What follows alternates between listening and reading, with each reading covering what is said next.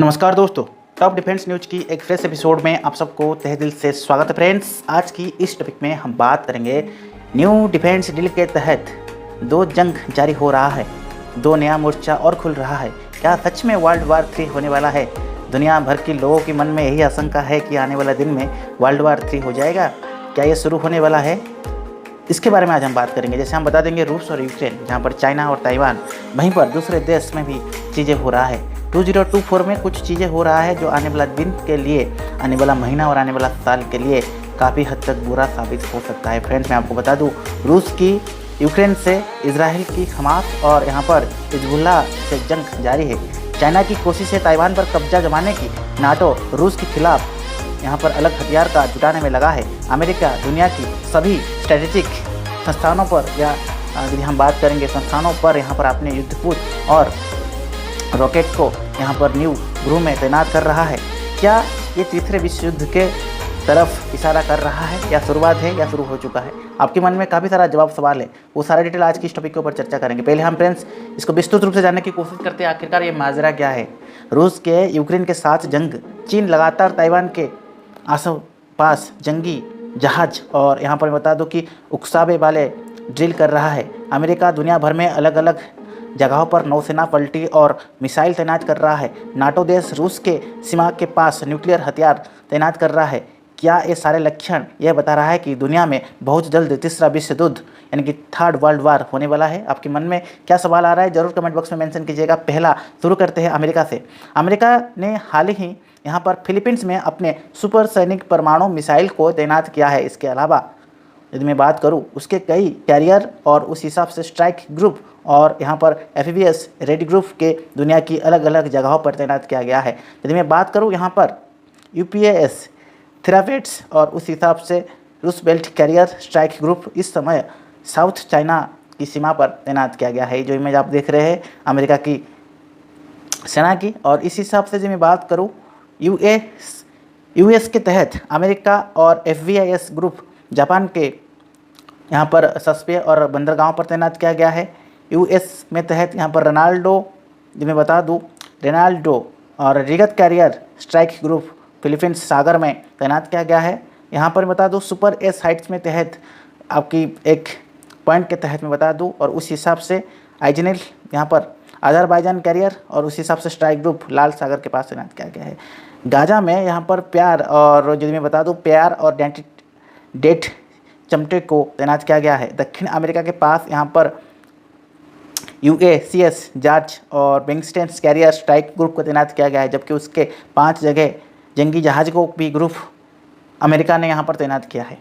ठीक है, मतलब ये है कि ईरान, उत्तर कोरिया, रूस और चाइना कहीं से भी किसी ने भी जंग की शुरुआत को तो अमेरिका के इन सबका करार जवाब देने के लिए अपनी सेना को तैयार कर चुका है। उसके सभी स्ट्रेटेजिक ग्रुप्स परमाणु मिसाइल तैनात कर रहा है, यहाँ तक फाइटर जेट्स में भी खतरनाक मिसाइल और बम लगाया जा रहा है। तो इस हिसाब से अमेरिका अपनी सेना को, अपने यदि मैं बात करूँ नाभी को, एयरफोर्स को, सबको तैयार करके रखा है। इसी बीच हम सेकंड पॉइंट में बात करेंगे नाटो में यदि मैं बात करें जुड़े देश की बड़ा फैसला। ये जो इमेज आप देख रहे हैं, ग्रेट ब्रिटेन, उस हिसाब से कनाडा, उस हिसाब से लातविया और यहाँ पर लिथुआनिया, और उस हिसाब से नीदरलैंड्स, पोलैंड और फिनलैंड, फ्रांस, चेक, सोवियत रूस और यहाँ पर जो बात करूँ इस्तांबुल मिलकर यूक्रेन और रूस के टारगेट्स पर स्ट्राइक करने की कह रहे हैं। ये सभी देश मिलकर यूक्रेन को सपोर्ट कर रहे हैं, हथियार दे रहे हैं, जबकि रूस की यहाँ इंटेलिजेंसी एजेंसी का दावा एकदम डराने वाले है।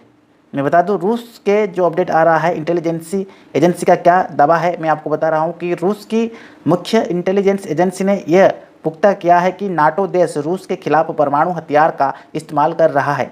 रूसी जासूसी एजेंसी का मानना यह है कि इस हमले से पहले नाटो देश पहले साइबरनेटिक्स करेगी, जो अपडेट आ रहा है साइबर अटैक करेगा, और उसके बाद सर्जिकल स्ट्राइक करेगा। रूस ये बता रहा है कि रूस के यहाँ पर नेताओं का मार सकते हैं, इसके बाद पूरी तरह के रूस के खिलाफ जंग छेड़ा जा सकता है। रूस का दावा है कि नाटो इसके लिए सालों साल तैयार कर रहा था।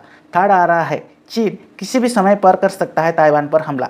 जहाँ के दुनिया भर के रक्षा एक्सपोर्ट ये मानते हैं कि चाइना बड़े पैमाने पर मिलिट्री का तैयारी कर रहा है ताइवान पर हमला करने के लिए। आसपास में बात करूँ काज करने के लिए जल्द ही जल्द प्रयास कर रहा है। इसमें भारी मात्रा में सैनिक को ले जाने वाले जंगी जहाज और अन्य अटैकिंग विस्फोटक लगा रहा है। माना ये जा रहा है कि चीन ने हमला ताइवान पर जून में करेगा, वो भी अमेरिका के ताइवान को मिलेगा। यहाँ पर 66 F-16 फाइटर जेट्स की भी डिलीवरी कर रहा है। यहाँ पर भारत कहाँ पे है फ्रेंड्स, मैं भी आप लोगों के साथ शेयर करने जाऊँगा कि भारत को आने वाला दिन में किस किस परिस्थिति पर जूझना पड़ सकता है। चीन के साथ यहाँ पर मैं बता दूँ समस्या ये है कि उनके पास पर्याप्त जंगी जहाज नहीं है, यानी यहाँ पर FVS लैंडिंग क्राफ्टर्स, और उस हिसाब से मेरी बात करूँ इसलिए वह अपने सैनिक को ताइवान तक पहुँचाने के लिए यहाँ पर सिविलियंस बैट्स और फ्री का इस्तेमाल कर रहा है। यह काम आसान नहीं है, बट इसको शुरू कर दिया गया है। चीन यहाँ पर सिविलियंस नाव के जरिए FVS लैंडिंग और फ्रसिस के कमी पूरा करने के लिए जा रहा है। ऐसे मिशन के लिए यदि मैं बात करूँ सिविलियंस नाव का इस्तेमाल एक गलत निर्णय है चाइना के लिए। इससे चीन का सैनिक को खतरा होगा, क्योंकि ये एक वेट्स जंग है। हिसाब से यदि हम बात करेंगे न्यू बनाया जाता है, लेकिन चीन ताइवान पर हमला करने के लिए कम से कम 10 से 15 हज़ार वेट्स जहाज फाइटर का इस्तेमाल कर सकता है। इसके पास जितने भी नाव होगी, चाहे वो सिविलियन हो या सेना के हो, इसे फिर व्यावसायिक और उन व्यवसाय के तहत इस्तेमाल किया जा सकता है। ठीक है, तो फ्रेंड्स मैं आपको बता दूं सेकंड लास्ट अपडेट आ रहा है उत्तर कोरिया की धमकी और इजराइल हमास की जंग। उत्तर कोरिया ने भी धमकी दे रही है कि वह अमेरिका और दक्षिण कोरिया को ख़त्म कर देगा। इसके लिए वह अपनी मिसाइल का जखीरा बढ़ा रहा है, जबकि दूसरी तरफ इजराइल हमास और हिजबुल्लाह की लड़ाई चल रहा है। इस जंग को लेकर भी दुनिया का यदि हम बात करेंगे पार हुई अपडेट के तहत और विश्व युद्ध की एक प्रमुख वजह भी बन सकता है। तो फ्रेंड्स आपको क्या लगता है आने वाला दिन में भारत को किससे खतरा है, और खतरा है तो भारत इस चीज़ को कैसे निपटेगा। और साथ ही साथ जितना भी चीज़ें मैं आप लोगों के साथ शेयर किया, आने वाला दिन में आपका क्या है, क्या वर्ल्ड वॉर 3 आने वाला दिन में हो सकता है? जो आपका एक्सपर्ट ओपिनियन है जरूर आप हमारी कमेंट बॉक्स में मेंशन कीजिएगा फ्रेंड्स। आने वाला दिन में ऐसे ही तमाम अपडेट आप लोगों के साथ शेयर करेंगे। तब तक के लिए keep watching top defence news.